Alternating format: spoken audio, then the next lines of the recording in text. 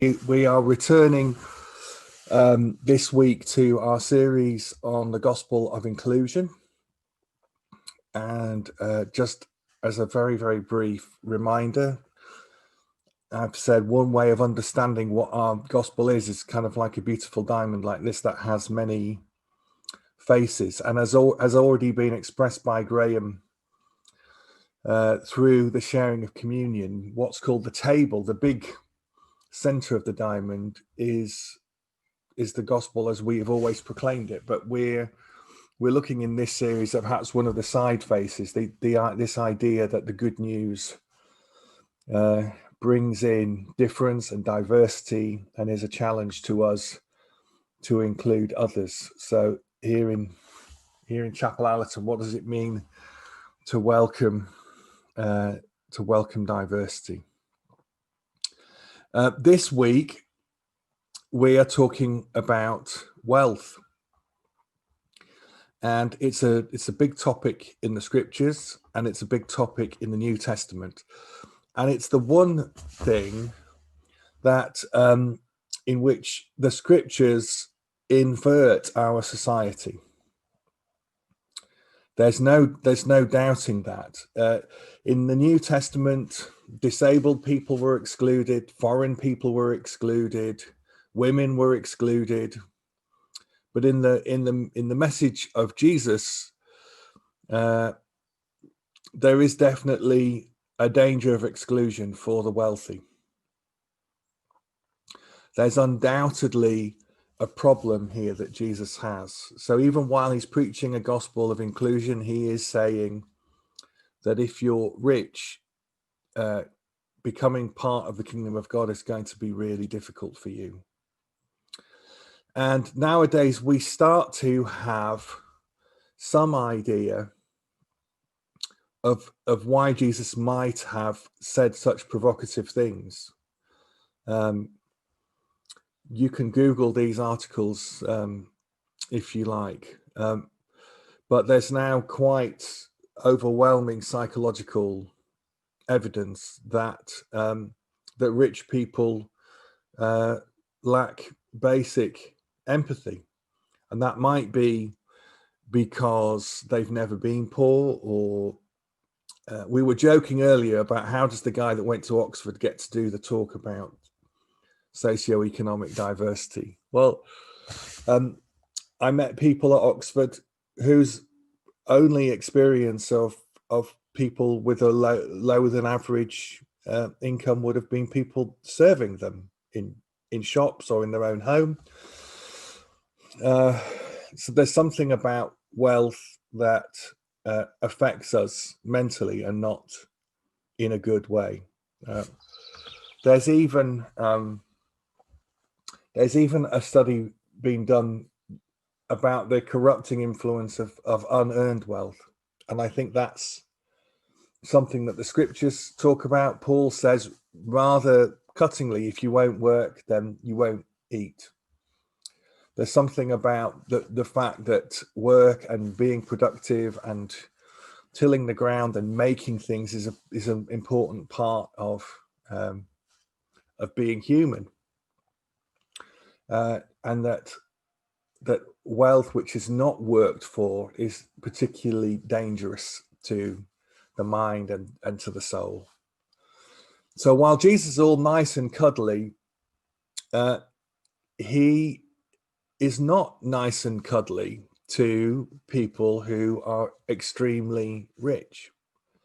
And we know the story of Zacchaeus, and today in a moment we're going to look at a passage about Levi, one of the 12 disciples who was also a tax collector. But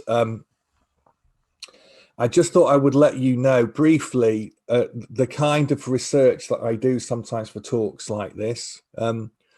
It's difficult for me now to know quite how people prepared sermons before the internet. I'm old enough to remember the day when people said, oh, there's going to be this thing called Web 2.0 in which people share their own content. And I thought, that's never going to take off, you know. Of course, now we have social media. And so I went onto Facebook and I said this is what I put up on a Facebook page for what so-called pioneers, which is people planting churches in new ways. So I said, I realize that pioneers often have the luxury of starting things from new, which allows you to set the culture. But has anyone pioneered by taking an existing congregation of middle-class Christians and helping them to become more open to diversity, particularly socio-economic diversity? That's the question for us today. I don't think there's any argument that by and large, certainly the majority of us are folk who would be seen as well-educated, well-off. Certainly on a global scale, we are the 1%. So I hope you don't feel offended by me posing the question in that way. But here are some of the responses. Yes, if you count failing dismally at it. Yeah, good luck with that one. We're trying to do exactly this in rural West Dorset, just like Chapel Allerton. I think the tide is turning. This is my job. 2 steps forward, 1 step back. I'm tempted to say that requires more than pioneering. That's nothing short of a miracle. So I know that Chapel A has many, many gifts. One gift I wish it didn't have was the gift of middle-class guilt. So one thing I want to say today is that that guilt doesn't help anyone. It doesn't help us. It doesn't help each of us as an individual. But I do want to say that this call that God has on our hearts is not an easy thing, and we are not bad people for not being as brilliant at it as perhaps we would like. But that doesn't mean that we shouldn't follow this call that God is giving to us. And we do feel that the geographical move to where we are has confronted us with a reality which we've been protected from by meeting in the centre of Chapel Allerton. And I guess that's what those articles that I screen grabbed earlier is about, that if you don't see people living differently, then you're not necessarily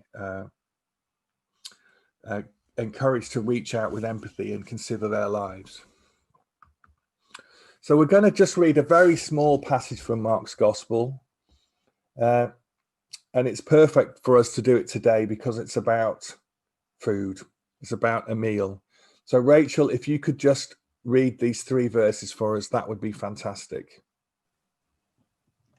While Jesus was having dinner at Levi's house, many tax collectors and sinners were eating with him and his disciples, for there were many who followed him.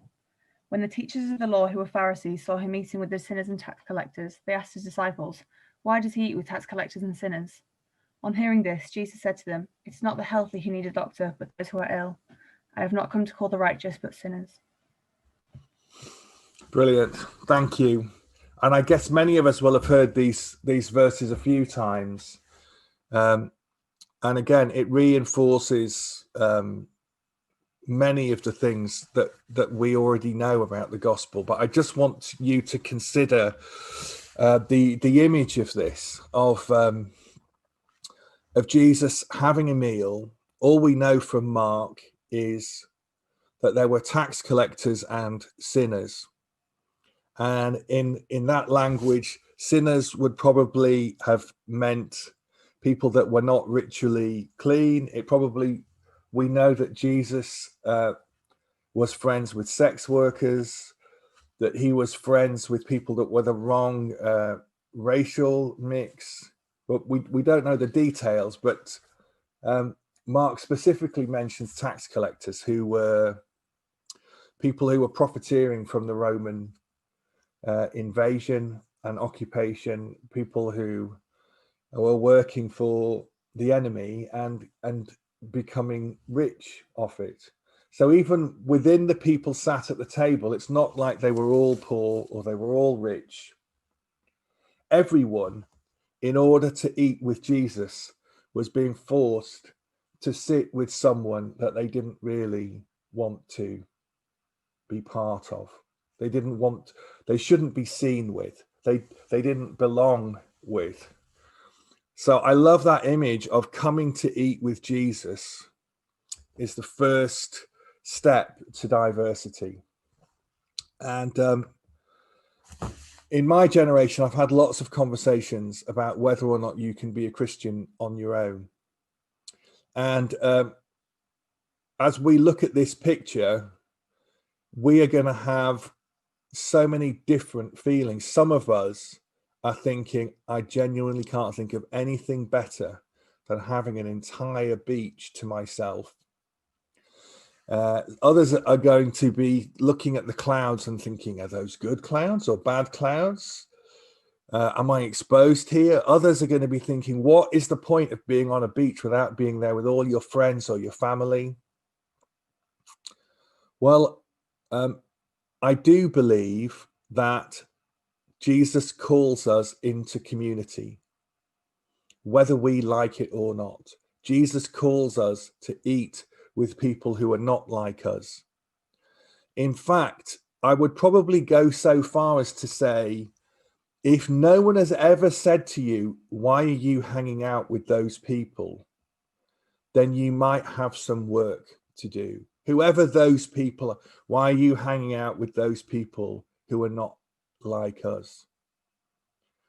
I think that is the challenge. So it's not so much about, oh, you should hang out with Christians. For me, the call of Jesus is the call to eat around a table with people who are not like me. And I think it's very telling that the Pharisees don't come to the table. They don't want to be associated with these tax collectors and sinners. They talk at the corners. They don't approach Jesus. They approach the disciples and they say, what is he doing hanging around with those people? I love that sense of a party to which everyone is invited. And as I've said in the past, meals were really, really important to the first Christians. And that's why there are so many stories about meals in the Bible, because who we eat with tells everyone who is really welcome in our heart and in our home. So as we think about what it means for us to aim to be more than a safe place for people like us, I could talk in theory for a while. I could tell you all my best ideas, but I also went on a Baptist minister's Facebook page, and I ended up talking to a guy called Michael, who lives on a council estate and who is not from a council estate. And I thought, rather than me tell you my ideas of what it means to be church in a more diverse way, it would be better for me to share a short conversation that I had with him. So that's what I'm going to do. I'm going to share my screen again, and hopefully I'm going to be able to share this video. I know I'm sitting in exactly the same place, but you will note that I'm wearing a different top. So it is recorded from a couple of days ago. So this is Michael Shaw. He can introduce himself, and hopefully you'll find this interesting. Michael, thank you for joining us. We had a bit of a chat on Facebook, and you kindly offered to chat. I nearly said in real life, but this is about as close as real life gets. At least I'm talking to a face. So thanks. And it's not often that we can invite someone from Plymouth to join us in Leeds. So thanks for making the effort to come all the way to Yorkshire. Can you just tell us a little bit about who you are and what you do? Yeah, Simon, my name is Michael Shaw. I'm the minister of Devonport Community Baptist Church in Devonport, in Plymouth. Devonport is one of the most historic towns in the Plymouth area. We combined with Plymouth about just over 100 years ago to become part of the city of Plymouth. But Devonport has always remained quite separate in its identity and also in its culture, and therefore has a little slightly different kind of feel to the rest of Plymouth, although we're actually only really a couple of miles from the city centre itself, so 2 miles outside of Plymouth city centre. But Devonport has a very unique feel. Devonport is one of the most deprived neighbourhoods in the southwest of England. In Devonport, you're more likely to die 10 to 12 years younger than other parts of Plymouth. Our mortality rate is a lot lower than most of the rest of Plymouth. We have the highest rate of childhood obesity in the whole of Devon. Children arrive in Devonport schools 18 to 22 months behind national developmental levels. We have more takeaways per person than any other part of Plymouth outside of the city centre itself. We have the busiest job club in the city because we have the most unemployed people. We have the highest rates of people living on the streets because we have the local hostel is in the middle of Devonport, the local homeless hostel. So, that's statistically what it's like in Devonport.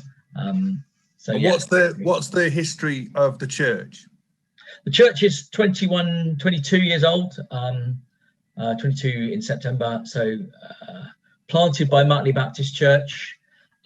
Devonport itself has a history of Baptist churches going back to the 1780s, but most of them got destroyed or basically offered different parts of the city after World War II. World War II, Devonport is right next to the Royal Navy dockyard, and so took the brunt of the Nazi Luftwaffe bombs. And basically after World War II was just piles of rubble. And so there used to be 3 Anglican parishes, several Methodist churches, but in the last 70 years since World War II, we've been reduced to 1 very small Anglican church, and we were planted 22 years ago because there hadn't been a Baptist church here for about 40 years. So there are no Methodist churches. There was an independent evangelical Tabernacle, but they closed about 20 years ago as well. So, church, 5,000 people, 2 churches, both under 30 in membership. And actually the Anglican church, if it's lucky, gets 10 people.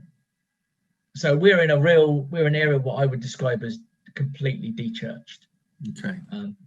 And you're the mega church then, relatively. We are. We're double the membership size of the local Anglicans. We are at 25 people on a Sunday. We're the mega church. Yeah. So the question for us as a church, really, in terms of how we live and reach out now that we're based in a more diverse community, is one of the questions I'd like to ask you is, in terms of how you share the gospel, what the gospel looks like, do you articulate it differently in a place like Devonport? Does it get lived out in a different way compared to somewhere like where we've been in Chapel Allerton, that is more kind of professional people? It's an interesting question, because in some ways yes, and in some ways no. The gospel doesn't actually change. So the actual tenements of the gospel remain the same. People are open to Jesus on the margins. But actually, I lived in Esher for a while, Esher in Surrey, and that's hard.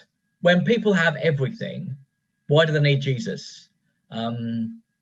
And so in some ways there's a lack of gospel traction because we don't need Jesus. But in an area like Devonport, it's very different.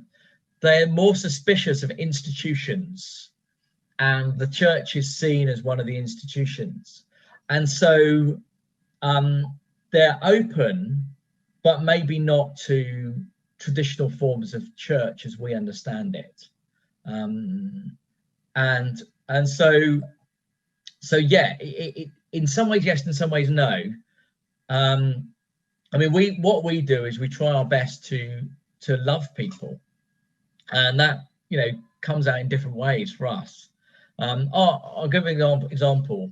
Our local high street consists of a couple of casinos, a slot machine place, a load of antique furniture, a co-op. It was a co-op, it's now McColl's, an Iceland, and 2 Chinese takeaways, and that's it.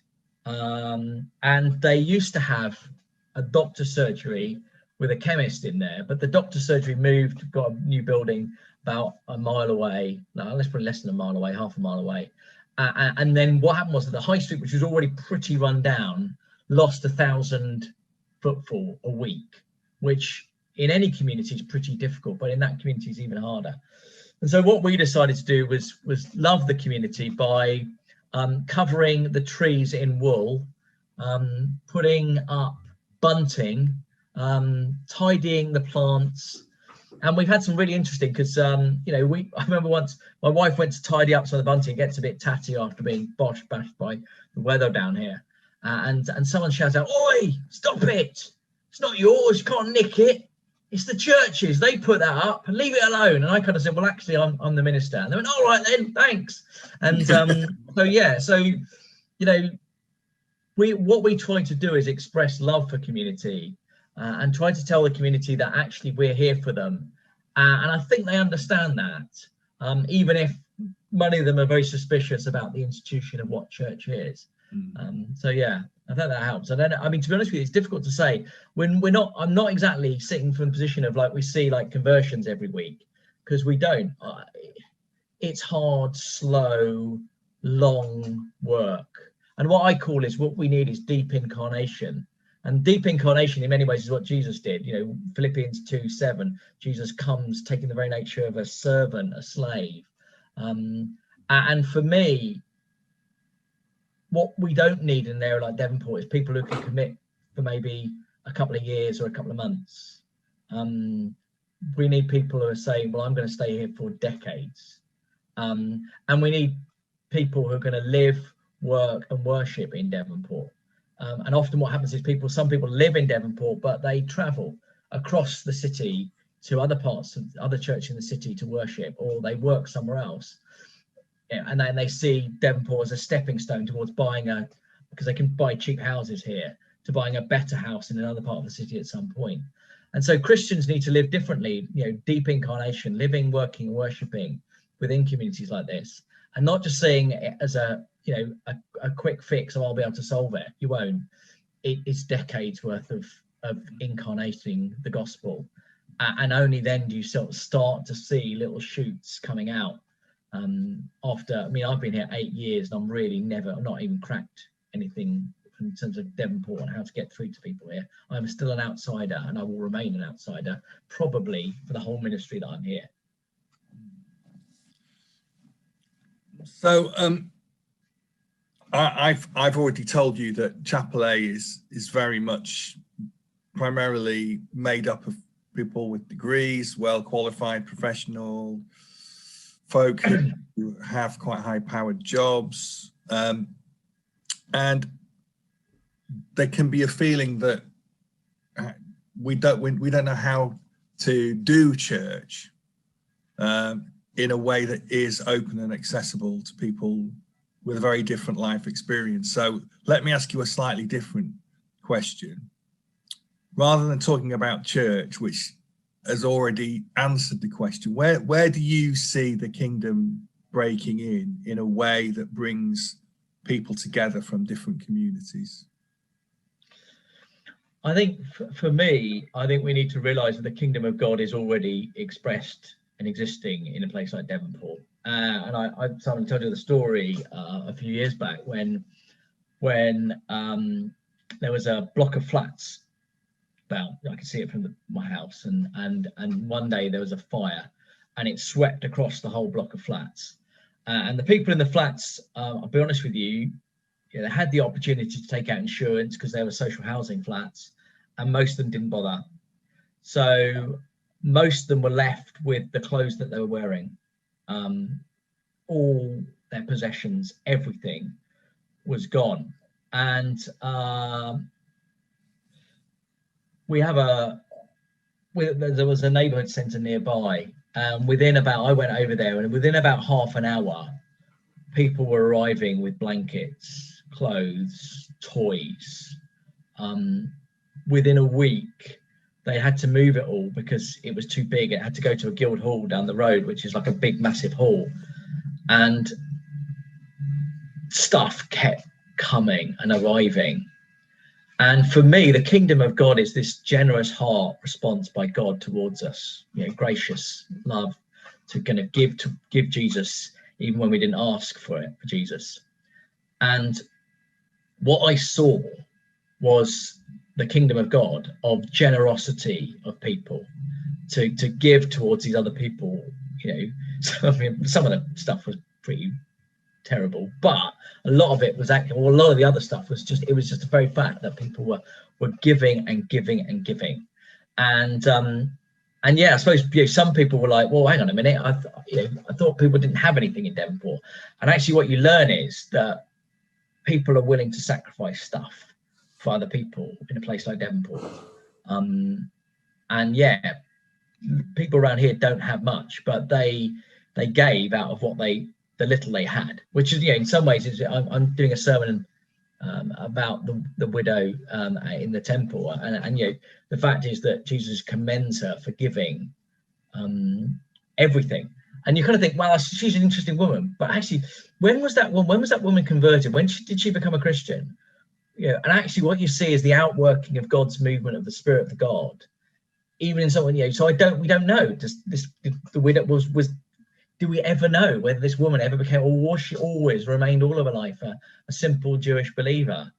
But actually, the Spirit of God moves outside of what we expect. Yeah, I don't know if that helps. It does. Thank you. Well, we're at the start of a journey, and we don't know where it's going. We're excited, and we believe that God has given us an opportunity to become a more open and inclusive church. We don't know exactly what that means, but thank you for spending time with us and sharing your experience. God bless you and your future, for you and your family, and for Devonport Community Baptist Church. Thank you very much. Cool, no problems. Cheers.